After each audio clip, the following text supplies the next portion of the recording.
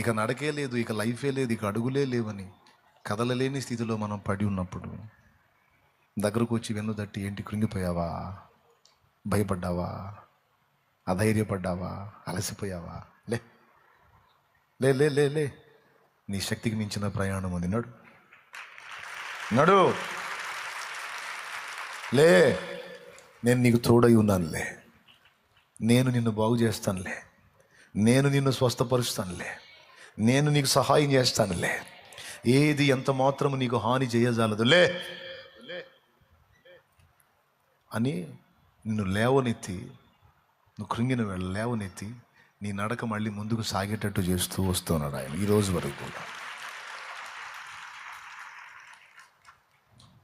ఎన్నోసార్లు దారి తప్పి అడుగులేసి నీకే సిగ్గేసి దేవుని ముందుకు రావటానికి నువ్వు తొలగిపోతుంటే నీ వెంటబడ్డాడు.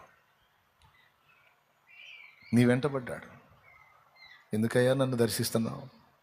నీకు తగను ప్రభువా, పనికి మాలిన పాత్రను ప్రభువా, మలిన పాత్రను ప్రభువా, తగను ప్రభువా అని నీకై నువ్వే సిగ్గుపడి తొలగిపోతుంటే నిన్ను వదిలిపెట్టలా, వెంటబడ్డాడు. కృప కృప కృప. గద్దించాడు, కోపడ్డాడు. అడుగులు సరిగా వేయి, ఎటేస్తున్నావు, ఎటు చూస్తున్నావు, ఏం ఆలోచిస్తున్నావు, ఏం చేయాలనుకున్నాను, ఏమవుతున్నావు, సరి చేసుకో. తన్నులు తినవాకు నా చేతిలో, తన్నులు తినవాకు కొడతా.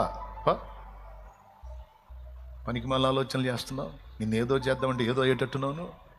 పనికి మళ్ళాడప్ప, పనికి మళ్ళీ సరిగా నడు నడు అని అడుగులు జారిన వేళ తట్టి క్రమములో నిలిపాడు. ఎందుకు నాయన నా వెంట నడుస్తున్నావు అంటే అనేక కారణాలు చెప్తాడు. ఈరోజు ఈ మాట మిమ్మల్ని ప్రోత్సహించనియండి, ఆదరించనియండి, ధైర్యపరచనియండి. ఎందుకంటే ఇది దేవుడిచ్చిన తలంపే నేను మాట్లాడాను, దేవుడిచ్చిన ఆలోచనే నేను మాట్లాడాను. దేవుడు పలకమన్న విషయాలే నా నోట నేను పలుకుతున్నాను.